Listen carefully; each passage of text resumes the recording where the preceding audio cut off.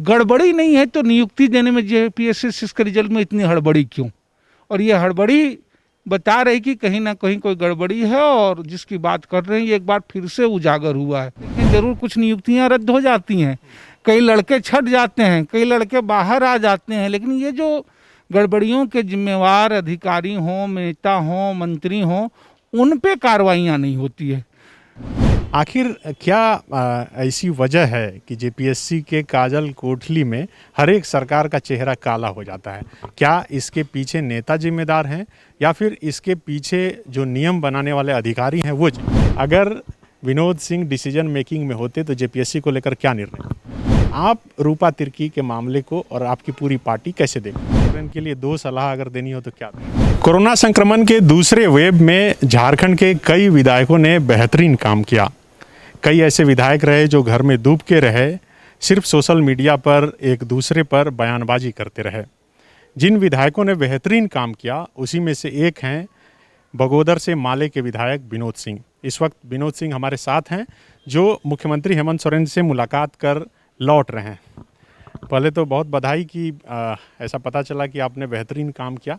क्या कुछ काम किया और कैसे, जब दूसरे वेव में हॉस्पिटल में बेड नहीं मिल रहा था, बगोदर जैसे सुदूर इलाके में कंट्रोल किया आपने? बिल्कुल, सबसे कोई भी आपद आती है, विपदा आती है, तो उसमें सबसे ज़्यादा ज़रूरी है जितना सामूहिक होकर के काम किया जाए, जितना उस कार्य में लोगों को समेटा जाए। और उस विपरीत परिस्थितियों में भी लोगों का सहयोग मिला, बगोदर के लोगों का सहयोग के छोटे जगहों में बगोदर के हॉस्पिटल के तमाम स्टाफ जो बीमार भी रहे वो लगे रहे।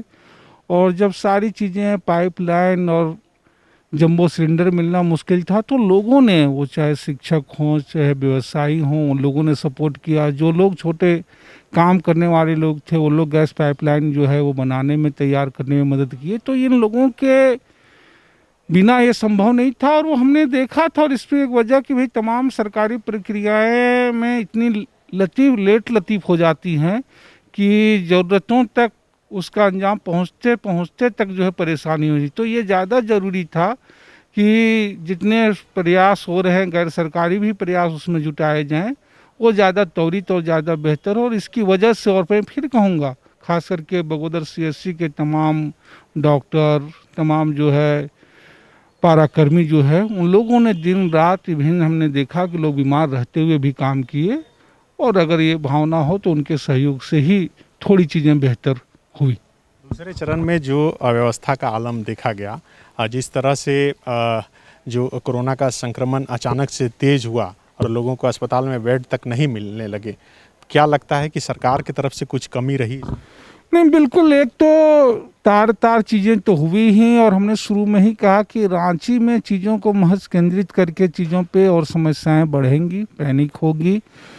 अनुमंडल स्तर पे चीज़ों पे होनी चाहिए, लोगों को वहाँ पे रोका जाए। और उन स्थितियों की जो गंभीरता होनी चाहिए शुरुआती दौर में वो रहा नहीं। और इसलिए हमने आज सीएम से मैं मिलने भी आया था कि कोविड-2 के बाद जो स्थितियां हैं, और मैं जो कह रहा था कि ये अनुमंडल स्तर पे कम से कम, वो छोड़ दीजिए आप गांव तक नहीं जा रहे हैं, छोड़ दीजिए आप पंचायत तक नहीं जा रहे हैं, लोग अगर ब्लॉक तक, अनुमंडल के हॉस्पिटलों तक आ जा रहे हैं तो उनकी ज़रूरी सुविधाएं मिल जाए। और हमने इस दौर में देखा कि ये कोरोना जो इतने बड़े संकट हुए, इतने लोगों की जान गई, कि अगर मिनिमम भी सुविधाएं रहती, कोई यहाँ ऑपरेट नहीं करना था, कोई बाकी जो बड़ी चीज़ें नहीं रहती थी, सिर्फ अगर नियुक्तियाँ मेडिकल में हुई रहती, कुछ ज़रूरी इम्पोर्टेंट जो इक्विपमेंट्स रहते, तो लोगों को गांवों, कस्बों, प्रखंड, अनुमंडल में बचाया जा सकता था।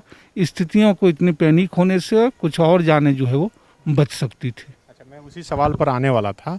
झारखंड सरकार ने 2021 को नियुक्ति वर्ष घोषित किया था। अब चूंकि संक्रमण का दूसरा वेव आ गया, आज मुख्यमंत्री से जब आपकी मुलाकात हुई, इस मसले पर कोई बात? बिल्कुल। और नियुक्तियां एक बहुत बड़ा सवाल है। इस सरकार के दूसरे मोर्चे पे तो थोड़ी चीज़ें बेहतर हैं, लेकिन रोजगार, हमने पहले भी कहा था, बार बार कह रहा था कि अगर जल जंगल ज़मीन के सवाल के अलावा अगर रघुवर सरकार विदा हुई, भाजपा सरकार विदा हुई, तो नौजवानों का हाथ था, अनुबंध कर्मियों का हाथ था। और ये इस मोर्चे पे लगातार सरकार की ओर से कमजोरियां रही हैं, लगातार जो है सवाल उठते रहे हैं। नई नियुक्तियों की तो बात छोड़ दीजिए, लंबित रिजल्ट निकल रहे हैं, वो परेशान। और हमने ये मेडिकल कोरोना में भी देखा कि जितने पद हैं चिकित्सकों के, एएनएम के, नए तो नियुक्तियां छोड़ दीजिए, नए पद सृजन में अगर उसकी भी अगर बहाली होती तो स्थितियों पे जो है नियंत्रण थोड़ा पहले पाया जा सकता था।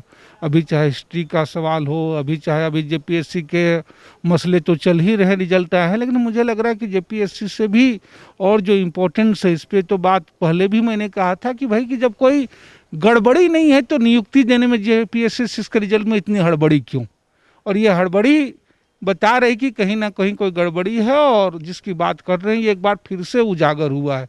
तो सबसे ज़रूरी जो है, सबसे आवश्यक जो है, वो तमाम नियुक्तियों पे जो ताले लटके हुए खड़े हैं, और ख़ास करके वैसे तो कम से कम चिन्हित करके, हो सकते हैं कुछ नियुक्तियां स्थानीयता के वजह से प्रभावित हो रही हैं, लेकिन इसको बाइफरकेट किया जा सकता है, जिसमें नियुक्तियां हो चुकी हैं, रिजल्ट हो चुके हैं, ऐसे चीज़ों को प्राथमिकता दे करके नियुक्तियों का दरवाज़ा खोला जाए। और मैंने यही कहा कि अगर ये चीज़ें नहीं होगी तो इसी वजह से चीज़ें बनी हैं, और यही राज्य के लिए युवाओं का आक्रोश सबसे ज़्यादा भारी पड़ेगा। जेपीएससी का आपने जिक्र किया और जेपीएससी को लेकर आप विधानसभा में भी अक्सर बोलते रहे हैं।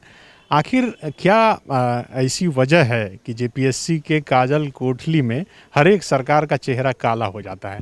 क्या इसके पीछे नेता जिम्मेदार हैं या फिर इसके पीछे जो नियम बनाने वाले अधिकारी हैं वो जिम्मेदार? नहीं, बिल्कुल इसकी कार्यप्रणाली और इसकी नींव ही गलत। अगर हम कहें, मैं 2005 में एमएलए बना था और उस समय से उठा रहा हूँ कि पहली दूसरी जेपीएससी में जिस तरीके की गड़बड़ियां आई, तमाम जांच हुए, तमाम चीज़ों पे स्पष्ट हो गया लोगों के, और इतने नंगे आंखों से कोई सच्चाई आ जाए और उस पर कोई कार्रवाई न होना। कई सरकारें आई, जरूर कुछ सरकारें 6 महीने के लिए भी आई हों साल, लेकिन मुख्यमंत्री कई बदले, चेहरे कई बदले, लेकिन उस पर नहीं होना। इससे बाद में गड़बड़ियों करने वालों को पक्षपोषित किया गया। आप कई बार देखिएगा, पूरे अगर आप पलट करके देखें, जरूर कुछ नियुक्तियां रद्द हो जाती हैं, कई लड़के छट जाते हैं, कई लड़के बाहर आ जाते हैं, लेकिन ये जो गड़बड़ियों के जिम्मेवार अधिकारी हों, नेता हों, मंत्री हों, उन पे कार्रवाइयाँ नहीं होती है। पीपुल्स को भी, लोगों को भी, मीडिया को भी, जो लोग पॉलिटिक्स कर रहे हैं उनको भी, यदि उन गड़बड़ियों पे दबाव नहीं बढ़ेगा तो इस तरह की चीज़ें बढ़ेगी। तो वो ज़्यादा केंद्रित करने के बजाय कि कुछ लड़के आ रहे हैं, कुछ अभी भी क्या होगा, कुछ लड़के बेचारे जिनकी नौकरियां छोड़ करके आए, छठे हैं, कुछ हो सकता है वो आ जाएंगे, लेकिन इस पूरी अव्यवस्था के जिम्मेवार जो लोग रहे उन पे केंद्रित होकर कार्रवाई होनी चाहिए। अभी जिस तरह से वैक्सीनेशन को लेकर देश भर में सवाल खड़ा हो रहा है, ये सवाल कि ग्रामीण इलाके में जो भ्रम की स्थिति है, जो फेक न्यूज़ फैले हैं और वैक्सीनेशन को लेकर मन में तरह तरह के सवाल हैं कि लेने के बाद 2 साल के बाद आदमी मर जाएगा और तरह तरह की बातें। इस सवाल से जुड़ा हुआ एक सवाल मैं पूछना चाहूँगा कि आप भी लगातार सवाल उठाते रहे थे कि पंचायत सचिव का जो परीक्षा हुआ था, उन अभ्यर्थियों की नियुक्ति अब तक नहीं हुई। उन अभ्यर्थियों का दावा ये है कि अगर हम लोगों की नियुक्ति हो जाती, हम लोग फील्ड में रहते, तो कम से कम वैक्सीनेशन को और सरल बनाते, लोगों को जागरूक करते। तो दोनों को आप जोड़ करके नहीं, बिल्कुल, वो तो कहीं से भी है, जितने निचले स्तर पर नियुक्तियां होंगी तो और भी जागरूकता बढ़ेगी, और नियुक्तियां तो होनी ही चाहिए, लेकिन इसको लेकर के तो सरकार ही जिम्मेवार रही। एक तो वजह रही, मुझे लग रहा है थोड़ा जो संदेह फैला, चूंकि वैक्सीनेशन का भी दौर शुरू हुआ था और उसी समय कोरोना का भी लहर शुरू हुआ। मैं व्यक्तिगत रूप से कहूँ, इसकी वजह से लोग बीमार भी पड़े, तो लोगों ने थोड़ा उसको दोनों को जोड़ करके देखना शुरू किया, वो एक वजह रही। दूसरी एक वजह रही सरकार की नीतियां जो बार बार बदल रही। पहले हुआ 28 दिन पे मिलेगा दूसरा डोज, फिर 42 दिन पे मिलेगा, फिर 49 दिन पे लगेगा, फिर जो कुछ चीज़ें प्राइमरी, अगर कुछ एक आध दो मौतें हुई, हो सकता है इसका कोई रिलेशन ना हो, लेकिन उसकी कोई गंभीर जांच नहीं हुई।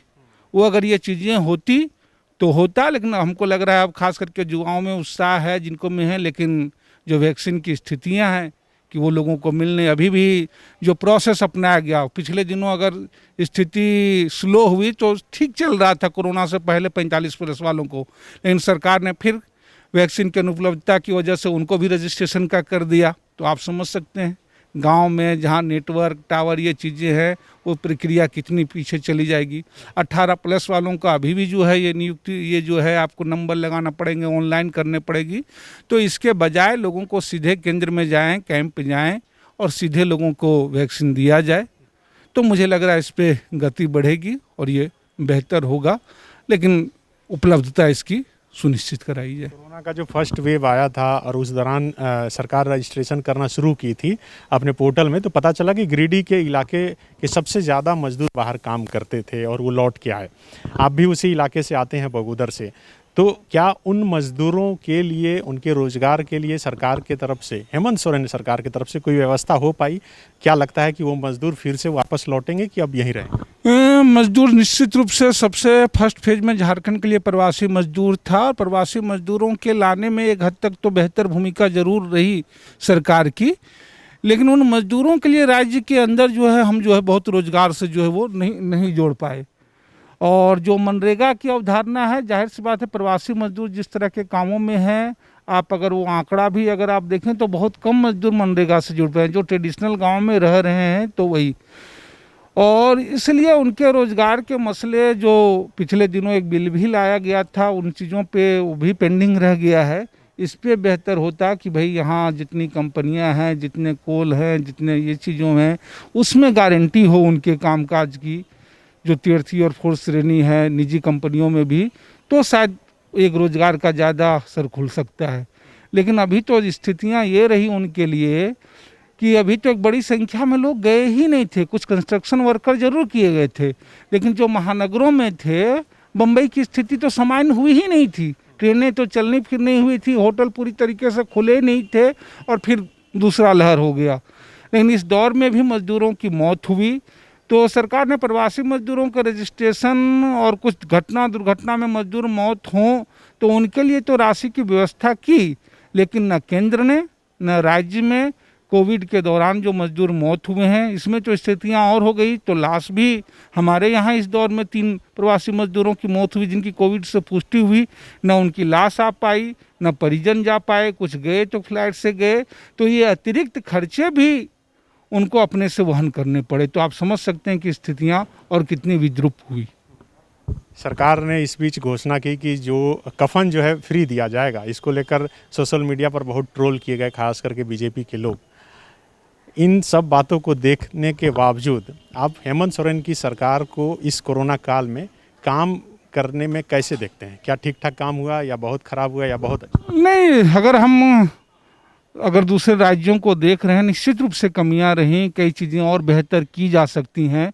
लेकिन हम बगल के राज्यों में उत्तर प्रदेश का जो नज़ारा देख रहे हैं, हम बिहार का जो नज़ारा देख रहे हैं, तो उस तुलनात्मक रूप से यहाँ ज़्यादा बेहतर ये चीज़ें हुई हैं। तुलनात्मक रूप से ज़्यादा लोगों को, लाशों को ये चीज़ों मिला, और लोगों की सम्मान से विदाई की जाए। यहाँ तो ऑक्सीजन की भी कमी नहीं थी, लेकिन हमने देखा कि यहाँ जो सबसे बड़ी वजह थी, झारखंड से तो ऑक्सीजन तमाम राज्यों को गया, लेकिन झारखंड को अतिरिक्त सिलेंडर मिल जाए, दूसरे राज्यों से चीज़ों मिल जाए, वो नसीब नहीं हुआ, जैसे छोटे जगहों पर उन चीज़ों में जाए।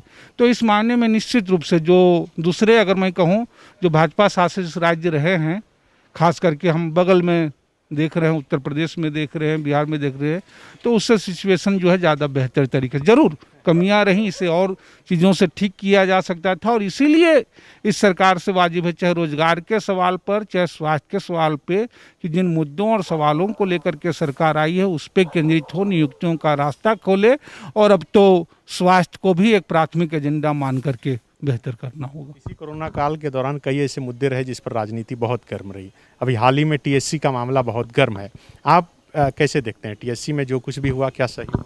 नहीं, बिल्कुल, देखिए, चीज़ें हैं, प्रोसेस हैं, प्रक्रिया हैं, लेकिन जब बार बार चीज़ें हो रही हैं, 2-2 बार फाइल की गई, तो भारतीय जनता पार्टी के सरकारों की, तो केंद्र की ये भूमिका रही है कि राज्यों के हर काम में अड़ंगा लगाना, वो एक सहयोग हो, वो बेहतर हो। और सिर्फ इस मामले में भी नहीं, दूसरी और चीज़ों में भी हमने देखा। आप ये इस पे ही देखें कि भाई राज्य ने तो कम से कम ये किया कि झारखंड, जहाँ पिछले दिनों भूखमरी से मौत की लोग परेशान रहे, जहाँ सबसे ज़्यादा अनाज और राशन हुआ, राज्य ने अपने बजट से 15 लाख यूनिट जो है वो राशन सेंक्शन किए, उनको 5 केजी जनवरी से मिलना फ्री हुआ।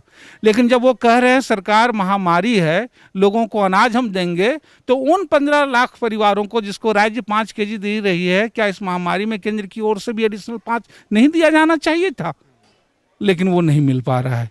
हमने देखा कि तमाम जिसके इतने कायदे बुने गए आयुष्मान कार्ड योजना का, उस आयुष्मान कार्ड योजना जो है बस एक कागज का टुकड़ा इस कोरोना काल में बन करके रह गया। रूपा तिर्की का मामला भी बहुत गर्म रहा। आप क्या मानते हैं कि क्या रूपा ने आत्महत्या की थी या फिर उसकी हत्या हुई है? इसी बीच मुख्यमंत्री के जो प्रतिनिधि हैं पंकज मिश्रा का नाम आता है और उस पर बीजेपी जेएमएम पर हावी हो जाती है और कहती है कि उसको बचाने के लिए ये पूरा षड्यंत्र रचा जाता है। और इसी बीच कल जो है सरकार की तरफ से न्यायिक जांच की घोषणा भी हो जाती है। आप रूपा तिर्की के मामले को और आपकी पूरी पार्टी कैसे देखते हैं? मुझे लगता है जैसे किसी भी मसले पे अगर हमारे चीज़ों में ये नहीं है तो पारदर्शिता सबसे पहली चीज़ और ज़रूरी चीज़ होनी चाहिए। वो एग्जैक्ट उनकी आत्महत्या है, हत्या है, उसके क्या कारण रहे वो तो मैं अभी नहीं बता सकता हूँ, लेकिन उनके परिजनों सहित अगर सभी लोगों से स्वर उठ रहा है, कुछ स्थितिजन स्थितियाँ रही जिस पर संदेह उत्पन्न हो रही, तो जांच पे देरी नहीं करनी चाहिए। अगर सरकार ही कह रहे हैं, हम एक मान लें कि वो सारी चीज़ें नहीं है, तो जांच से क्या घबराना है? जांच से क्या परेशानी है?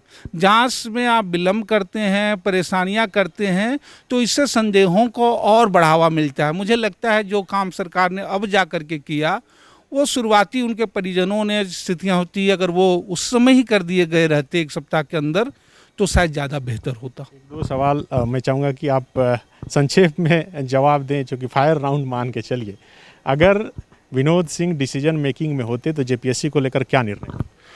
मैं जेपीएससी को लेकर के सबसे पहला निर्णय लेता कि पहले जो हुए हैं, जिससे पूरी जांच करके आ चुकी हैं, उसमें जो दोषी अधिकारी हैं और जो राजनेता मंत्री सरकार चलाने में, उनके ऊपर सबसे पहले कार्रवाई सुनिश्चित हो। रोजगार के मसले पर विनोद सिंह अगर सिस्टम के अंग होते, आप डिसीजन मेकिंग में होते, तो रोजगार के मसले पर क्या करें? देखिए, सिस्टम के अंग और के मसला के माध्यम से जो लोगों की मांग है कि कम से कम शिक्षा, स्वास्थ्य और ग्रामीण विकास जो है, ये लोगों के लिए सबसे प्राथमिक चीज़ें हैं। और अभी हमने कोरोना में संकट में देखा कि संकट में निपटना ही समाजवाद का ही रास्ता है, उससे निपटा जाता है। तो नियुक्तियां हो, और ये सरकारी नियुक्तियां हो, ठेके पे नहीं की जानी चाहिए। हेमंत सोरेन के लिए 2 सलाह अगर देनी हो तो क्या? मैं फिर कहूँगा, बारंबार कहूँगा, अभी तमाम प्रवासी मजदूरों और इन चीज़ों को देखते हुए, लेकिन अभी जो सबसे बड़ा सवाल है राज्य में, रोजगार का रास्ता खोले, लंबित नियुक्तियों का रास्ता खुले। ये सबसे बड़ा सवाल अनुबंध कर्मी हो, बाकी चीज़ें हों, जवानों के लिए बन चुका है, और सरकार ये तुरंत शुरू करे। बिल्कुल, ये थे हमारे साथ माले के विधायक विनोद सिंह, जिन्होंने तमाम मसलों पर बेबाकी से जवाब दिया। और जैसा कि मैंने शुरू में भी बताया था कि कोरोना के इस दूसरे वेव के दौरान जब चारों ओर त्राहिमाम मचा हुआ था, तो कैसे ये मैदान में उतरकर लोगों की जान बचाने में लगे हुए थे। इसलिए हमने सोचा कि आज जब मुख्यमंत्री हेमंत सोरेन से इनकी मुलाकात हुई, और जैसा कि आप सभी जानते हैं कि फॉलोअप रोजगार के मसले को प्रमुखता से उठाता रहा है, और विनोद सिंह ने मुख्यमंत्री से मिलकर रोजगार के मसले पर बात की है और कहा है कि युवाओं को रोजगार देने के मामले पर अब सरकार को निर्णय लेना चाहिए, क्योंकि सरकार ने ही 2021 को नियुक्ति का वर्ष घोषित किया है। अपने सहयोगी विवेक आर्यन के साथ Sunny Sarad, the follow up, Ranchi. thefollowup.in. Like, share and subscribe. www.thefollowup.in